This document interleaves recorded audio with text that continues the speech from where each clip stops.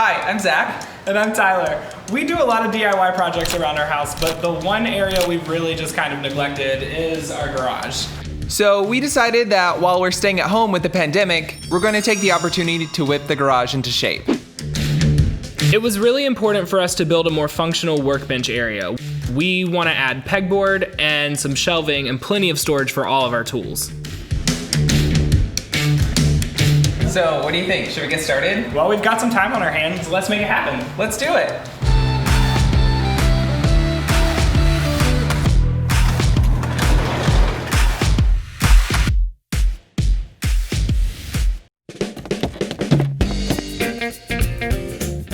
So we're measuring the 4x4. We're going to use 4x4s for our vertical supports. They'll be the weight-bearing parts of the workbench.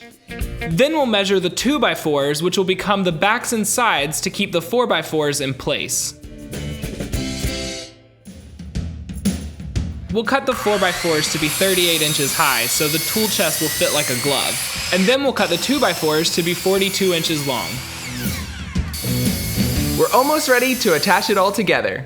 But first, we'll tackle some rough edges with our sander.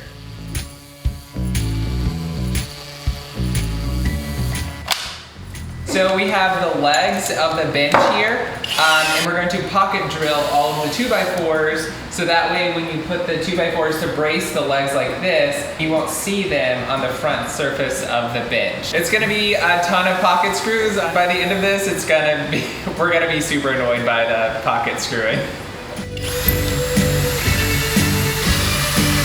Pocket holes can sure get tedious. Even our dog Chip is getting bored. Time to speed this up.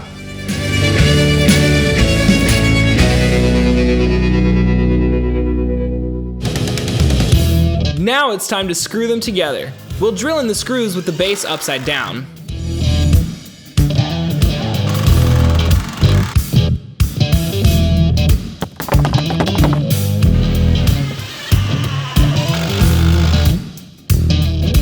So our tool bench is going to be pushed up against the wall, but we have two separate walls. We have our drywall and then we have this concrete base.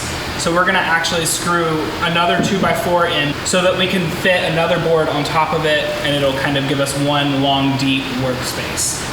And now it's time to add the boards that will be the top part of our bench.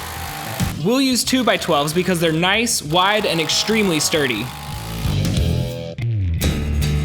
Now we're going to add a lower shelf to increase our storage space. We've got to cut a few notches so it will fit into the base.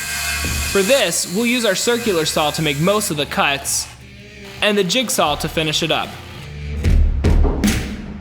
They fit right in. We want to make sure that the pegboard matches the length of the workbench and won't be too tall to leave room for the upper shelf. We're cutting the pegboard to size using the table saw. In order for the pegboard to work right, it can't be flush with the wall. So we need to cut some 1x2 pieces to create some space between the drywall and the pegboard. We'll screw the 1x2s into the stud for extra strength. Then we're going to attach the pegboard to the 1x2s. We need to use screws that are wider than the pegboard holes. Man, that looks better already. Before we finish, we need to sand the bench smooth. Tyler makes quick work with the orbital sander while I make sure he doesn't miss a single spot. Okay, fine. I'll take over from here. With the bench sanded, we're ready to apply some stain. Our trick is to use a stain brush, apply with the grain, and then wipe it off. We really want the bench to have a darker finish, but still be able to see the grain. We're staining the whole bench and the 12-foot pieces that we'll use for the upper shelf.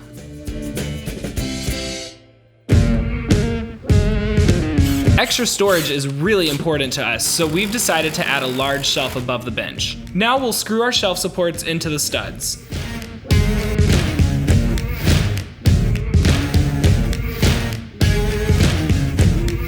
Then we'll secure the shelf onto the supports. And ta-da! Our workbench is complete. Not quite yet. The moment of truth. We have to see if the math was accurate for the Kobalt tool chest to fit. Perfect, it fits. All right, let's load it up.